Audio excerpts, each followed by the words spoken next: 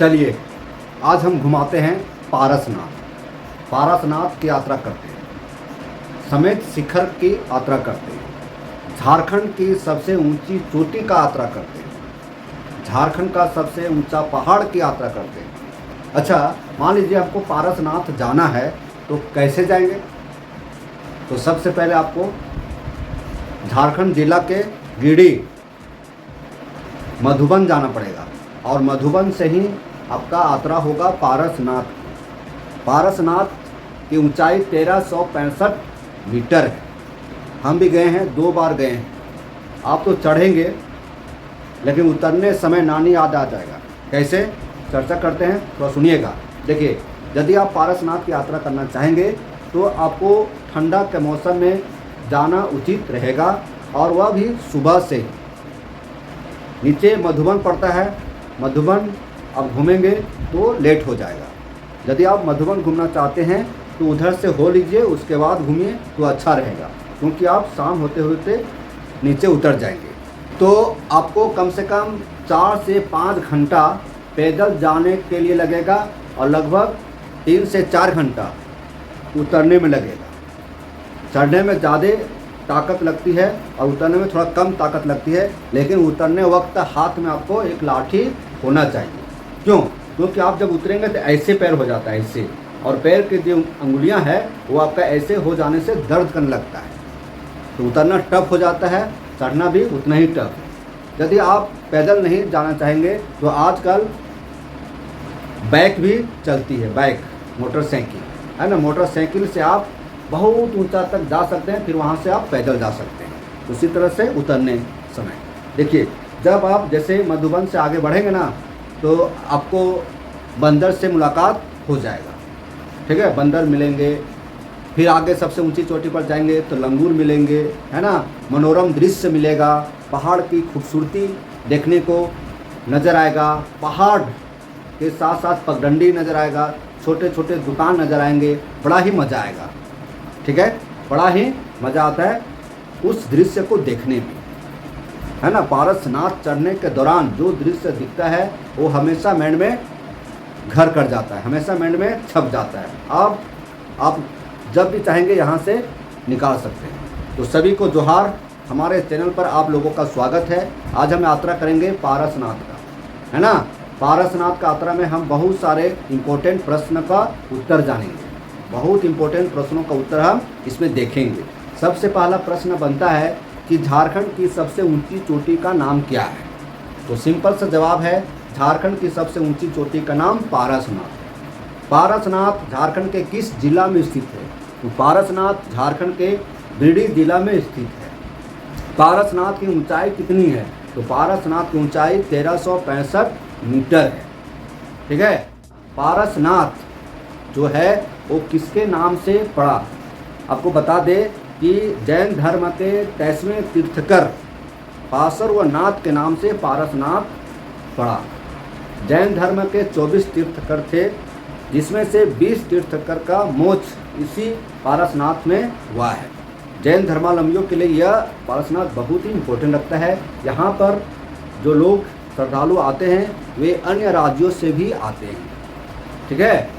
तो जनवरी का महीना, दिसंबर का महीना पारसनाथ घूमने के लिए उपयुक्त होता है। भीड़ भाड़ नज़र आते हैं। सबसे ऊंची चोटी पर जाएंगे तो वहाँ से पूरा जब चारों तरफ अवलोकन करेंगे, देखेंगे सफ़ेद संगमरमर से बना हुआ है पूरा मंदिर, है ना।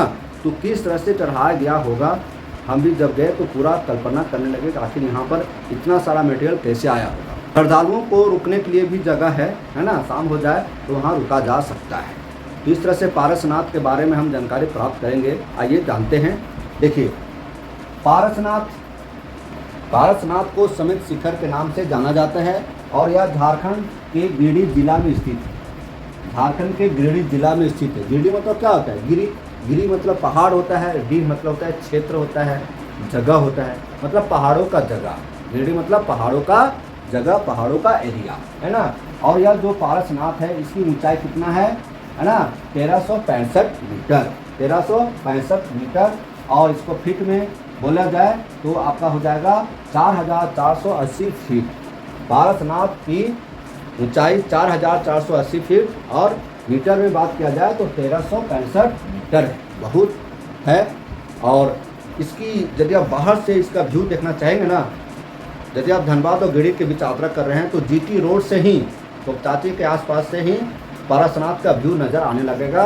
पारसनाथ का जो टेम्पल है, मंदिर है, वो आपको दिखने लगेगा। अब देखिए, जैन धर्म का सबसे प्रमुख तीर्थ स्थल है पारसनाथ जो है, वह जैन धर्म का सबसे प्रमुख तीर्थ स्थल है, सबसे प्रमुख तीर्थ स्थल है ना, जहाँ 24 में से 20 तीर्थकरों ने मोक्ष की प्राप्ति की। जैन धर्म में 24 तीर्थकर होते हैं, जिसमें से 20 तीर्थकरों का मोक्ष पारसनाथ में ही हुआ है। और एक बात और है कि संथाल आदिवासियों के लिए भी यह इम्पोर्टेंट रखता है।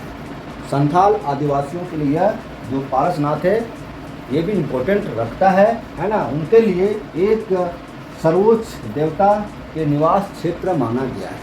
संथालियों के लिए एक सर्वोच्च देवता के निवास स्थान माना गया है पारसनाथ को, है ना। पारसनाथ आदिवासियों के लिए, है ना, एक धार्मिक स्थल भी है। मारंग गुरु का अर्थ होता है ना, मारंग गुरु का अर्थ होता है सर्वोच्च देवता। क्या होता है? सर्वोच्च देवता का ये निवास क्षेत्र है। कौन? पारसनाथ। जैन धर्म के 23वें तीर्थकर पार्श्वनाथ थे, हम थे पार्श्वनाथ, तो उन्हीं के नाम पर, है ना, पारसनाथ पड़ा। पार्श्वनाथ के नाम से ही पारसनाथ पड़ा है इस पहाड़ का नाम। इन्होंने यहाँ निर्वाण प्राप्त किया, निर्वाण मोक्ष की प्राप्ति हुआ। पर्वत के ऊपर जब आप पर्वत पर चढ़ेंगे, ऊंचा शिखर पर जाएंगे, है ना, तो वहाँ पर देखेंगे कि 20 तीर्थकरों के चरण चिन्ह मिलेगा। 20 तीर्थकरों के, मतलब जैन धर्म के जो 24 तीर्थकर हैं, उसमें से 20 तीर्थकरों का क्या मिलेगा? चरण चिन्ह मिलेगा। चरण चिन्ह मतलब टोंक या घुमटी, ठीक है, ये बने हुए वहाँ पर, आप वहाँ पर जाके दर्शन कर सकते हैं, जिन्हें क्या कहा जाता है? शेखर जी, है ना, जैन मंदिर के रूप में जाना जाता है। मतलब पर्वत के ऊपर 20 तीर्थकरों के चरण चिन्ह को कहा जाता है टोक घुमटी बने हुए हैं, जिन्हें शिखर जी जैन मंदिर के रूप में जाना जाता है। ये हुआ पारसनाथ की ऊंची चोटी के बारे में। देखिए, जैसे आप पारसनाथ की चढ़ाई शुरू करेंगे, उसके पहले आपको मधुबन का दर्शन मिलेगा। मधुबन में अनेक जैन मंदिर मिलेंगे, है ना। मधुबन में एक से एक मंदिर है, भजन कीर्तन हमेशा होते रहता है। जो मंदिर मिलेंगे मधुबन में, वो गजब का नक्काशी से भरा है। पूरा नक्काशी, मंदिर में इतना मेहनत से नक्काशी किया गया है, क्या बोला जाए। अब देखेंगे तो देखते रह जाएंगे, ऐसा ऐसा नक्काशी मिलेगा, ठीक है।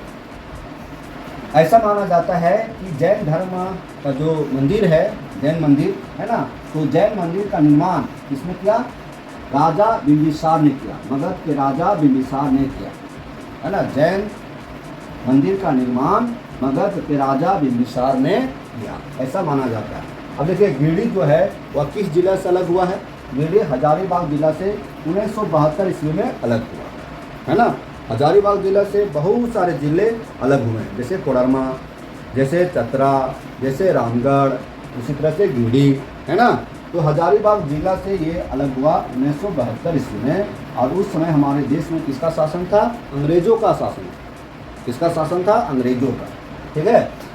गिरिडीह मतलब क्या होता है? पहाड़ होता है। गिरिडीह का अर्थ होता है क्षेत्र या भूमि, मतलब पहाड़ों का क्षेत्र, पहाड़ों की भूमि, गिरिडीह, ठीक है। मतलब जैसे आप गिरिडीह प्रवेश करेंगे ना, तो बहुत पहाड़ मिलेंगे, बहुत सारे पहाड़, जहाँ देखिए वहाँ पहाड़े नजर आएगा, इसलिए कहा गया है गिरिडीह मतलब पहाड़ों का क्षेत्र, है ना। झारखंड के पूर्वोत्तर जिला के रूप में जाना जाता है गिरिडीह। मतलब पूर्वोत्तर मतलब क्या था? पूर्वोत्तर, पूर्व और उत्तर की ओर, मतलब पूर्व इधर हुआ और उत्तर इधर हुआ, तो पूर्व और उत्तर की ओर गिरिडीह है। अब झारखंड के मानचित्र देखेंगे तो उसमें झारखंड के मानचित्र में, है ना, पूर्व और उत्तर की ओर गिरिडीह नजर आएगा, इसलिए इसको बोला गया है पूर्वोत्तर जिला। झारखंड के पूर्वोत्तर जिला है ना। यहाँ पर कौन कौन सा खनिज मुख्य रूप से पाया जाता है? तो मुख्य रूप से यहाँ खनिज पाया जाता है अभ्रक और कोयला, ठीक है। अभ्रक और कोयला गिरिडीह का ये मुख्य खनिज है। पेड़ की बात किया जाए तो साल मतलब सखुआ, वही साल जो झारखंड का राजकीय वृक्ष है, ठीक है। तो साल, बांस, महुआ, पलाश, ये सब प्रचुर मात्रा में मिलेंगे, पर्यटक स्थल की बात किया जाए तो पर्यटक स्थल है पारसनाथ, जिसका हम चर्चा कर रहे हैं। इसके बाद उसरी फॉल है ना, खंडोली, मधुबन। इसके पहले हम बहुत सारे चर्चा किए मधुबन के बारे में।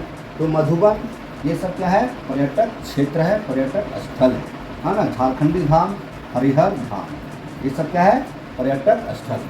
तो गिरिडीह की यात्रा हम लोग कर लिए, गिरिडीह के पारसनाथ की यात्रा कर लिए, झारखंड के सबसे ऊंची चोटी का यात्रा कर लिए, है ना। तो इस तरह से हम जाने गिरिडीह जिला के अंतर्गत पारसनाथ के बारे में, पारसनाथ क्यों फेमस है, क्यों प्रसिद्ध है, इसके बारे में जाने। तो फिर मिलते हैं नई वीडियो के साथ, तब तक हमारे चैनल पर बने रहें। सभी को जोहार।